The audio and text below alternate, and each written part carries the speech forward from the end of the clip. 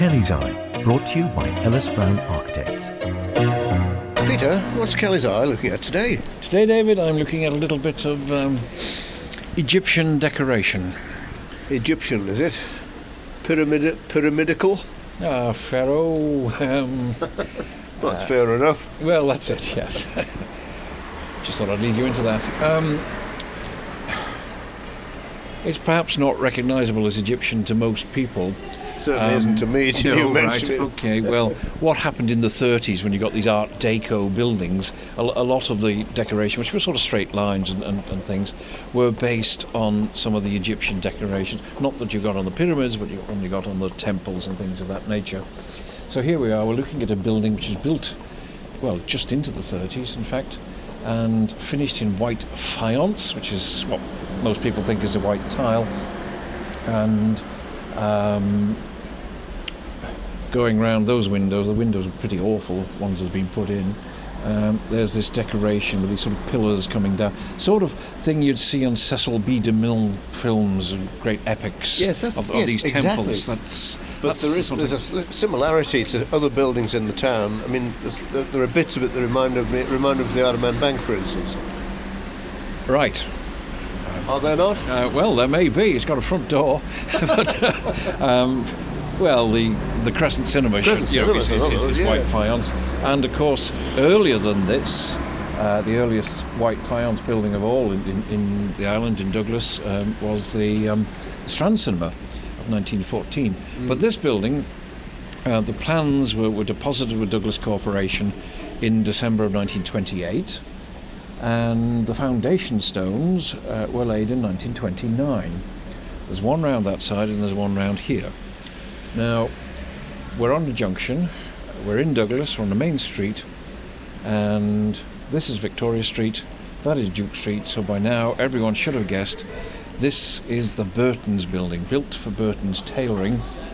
If you're of a certain age, it's the Burton's building, but I think true, yes. Since that time, it's changed a bit. Well, yes, it became Gellings, and then it became Office World.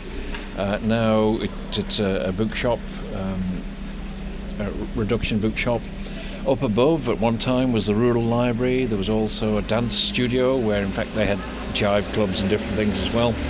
I'm not too sure who occupies the upper floors, in fact, if anybody does. But there are famous names then on the wall, are there not? There are. If we go around into Duke Street, we'll see that the stone was laid by Barbara Jessie Burton. And the date, I think it was May, was it, 1929? 29. And then on this side, again by the little door, the entrance door, this was laid by Montague Raymond, or was it Raymond Montague? Raymond, yes, or Raymond Montague. Montague Burton. The Montague Burton, of course, who set up the chain.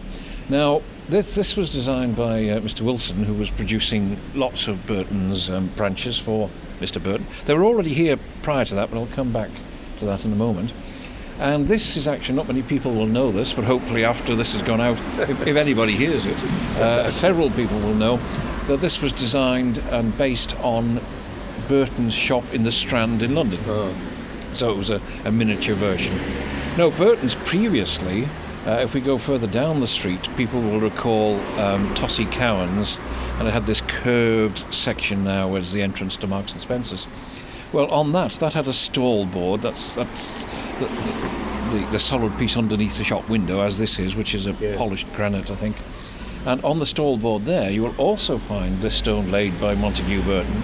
And in fact, they started there, but they didn't build that. They altered a shop that was there, a building that was there, and put this large curved glass front in. And then, of course, they bought properties here at the junction of Victoria Street and Duke Street, and put up this steel frame building, which I rather think L.L. Corkle, or maybe Corkle and Cowell, as it was initially, were the contractors in putting it up. So this was quite something. This was really the most modern store at that time. I mean, Woolworths didn't have a large store at all, and Marks and Spencer's were in the Penny Bazaar.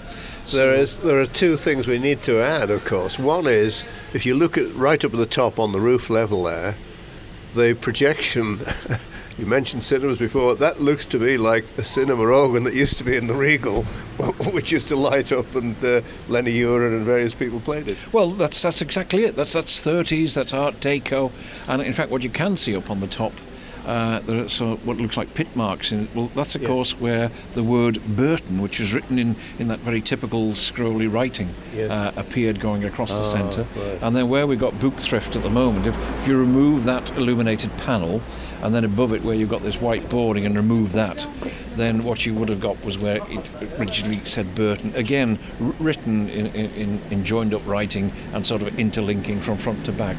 The other aspect, of course, is that it may not be here much longer. Is that what I'm hearing and reading? Well, it's been registered, and the owners are requesting it be deregistered, so we've got to watch this, because otherwise it'll be gone for a bit.